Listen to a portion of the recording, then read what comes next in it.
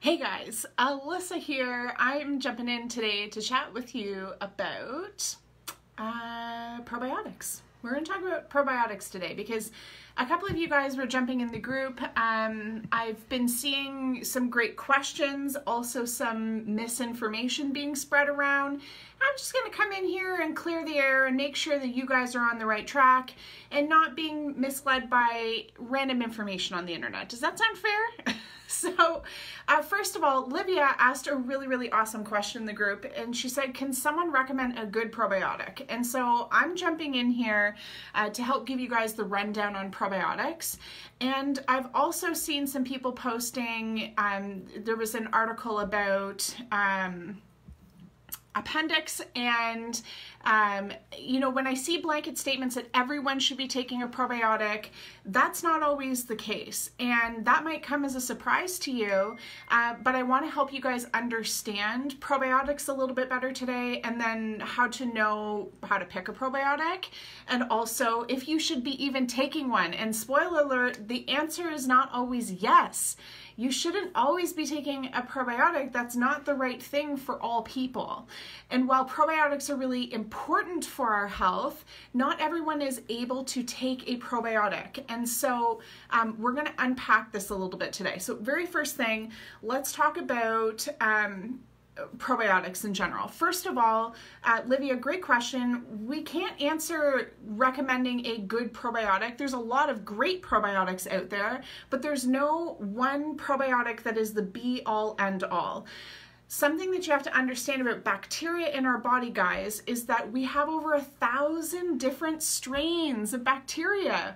Wow, that's insane. 1,000 different strains. You can't possibly go to the health food store and buy a probiotic that's going to take care of all of that.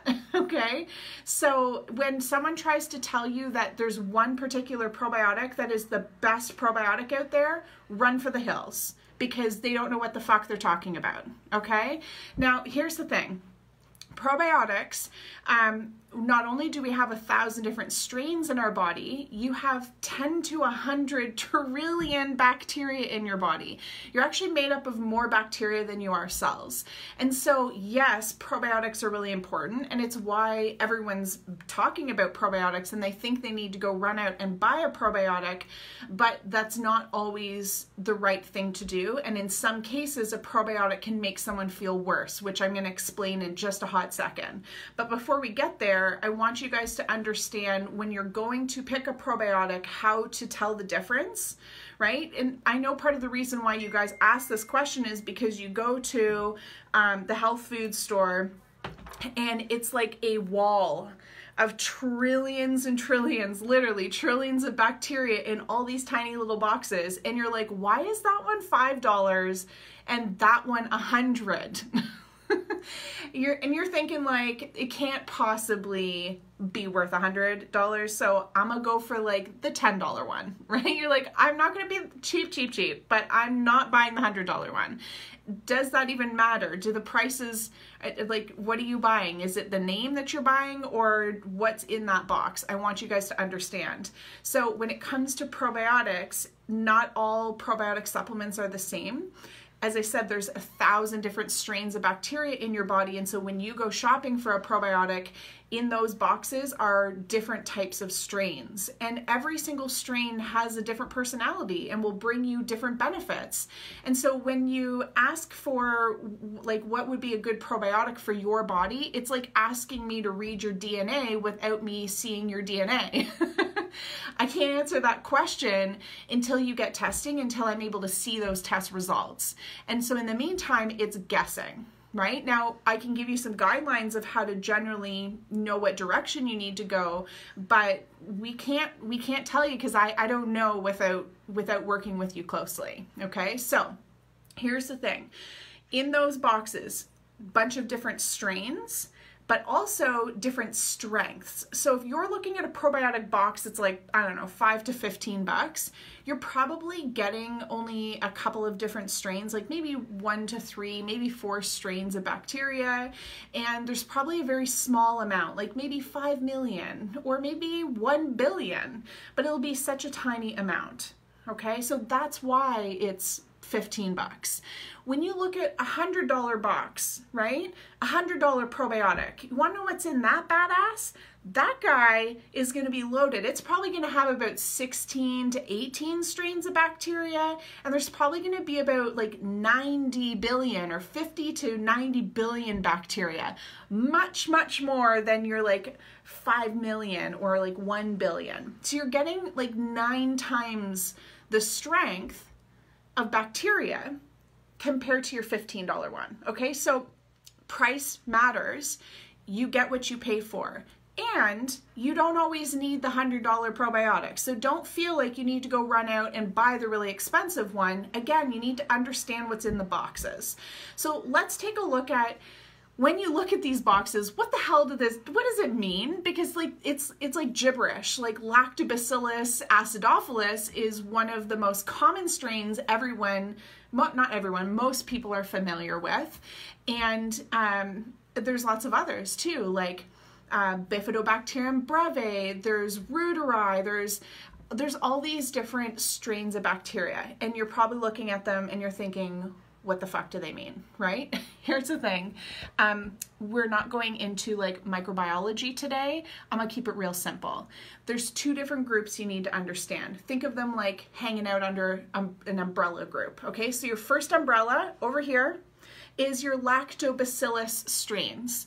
Your Lactobacillus umbrella, okay, all of these groups of strains have all these different personalities under them. So under the umbrella, the Lactobacillus umbrella, there's all these individual strains like Lactobacillus acidophilus, okay? And all these different personalities are going to do different things for your body. Now, generally speaking, the Lactobacillus umbrella, these guys are going to be beneficial for your small intestine, like your upper gut.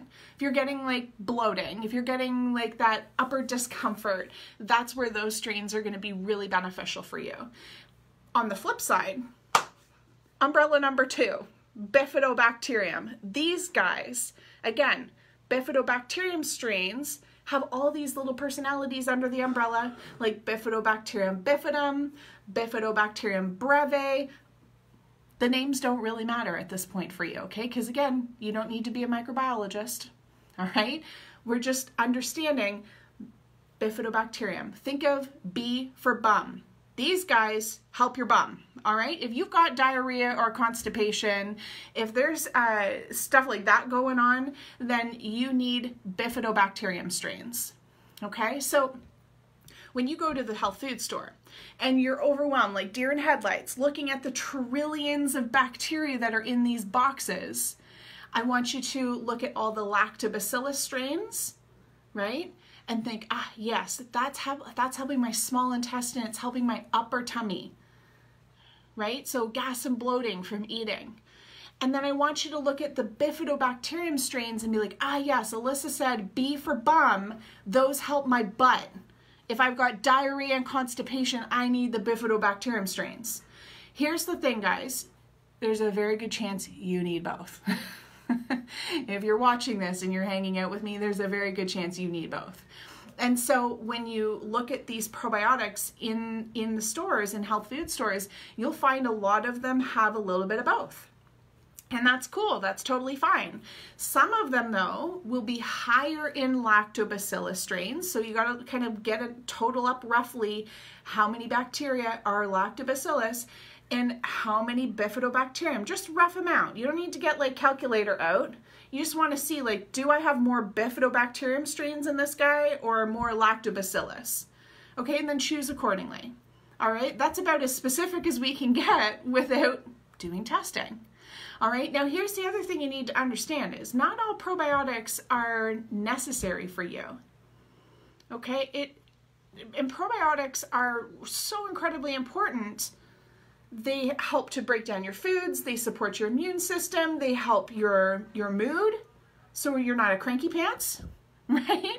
And I'm gonna even say further, Specifically, guys, so you understand, your good bacteria have a lot to do with the production of serotonin, which is your happy hormone, your happy neurotransmitter.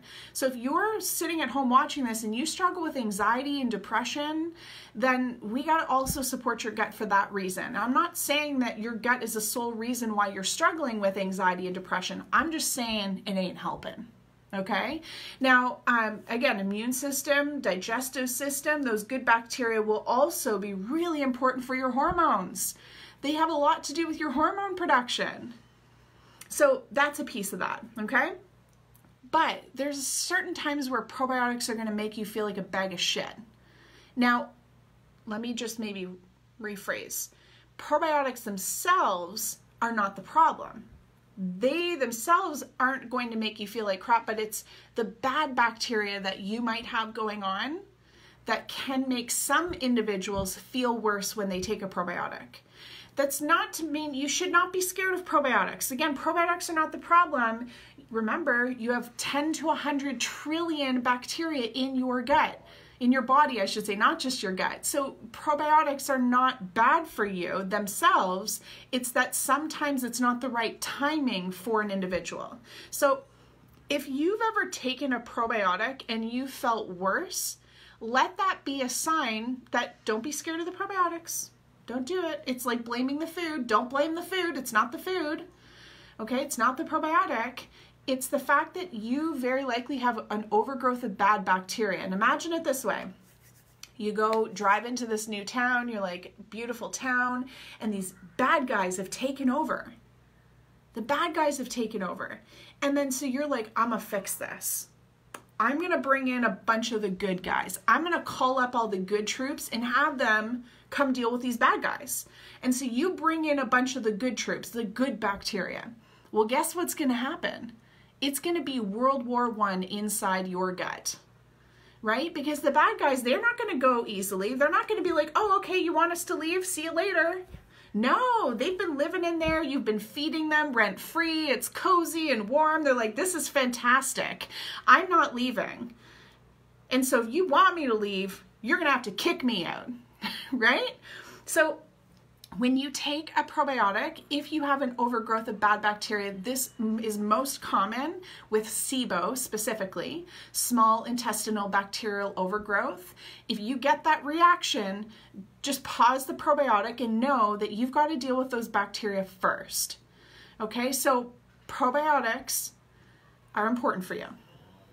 There are thousands of different strains of bacteria. You need to understand what strains you need. You can understand, generally speaking, a Lactobacillus strain will help your upper tummy. Your Bifidobacterium strain will help your colon or your bum. All right? And overall, probiotics are not going to fix their gut on their own. You need more than just a probiotic at this point. Okay? And so try probiotic. And also, you're going to need to get some support in filling in all the other pieces, because what's really common when people talk about probiotics, I hear this all the time, oh, I took a probiotic, it did nothing. It's not that it's not doing anything.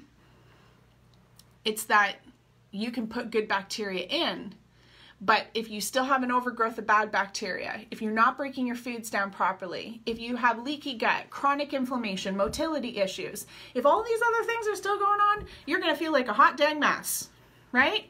And then you're feeling like, Jesus, I've tried everything and nothing's worked.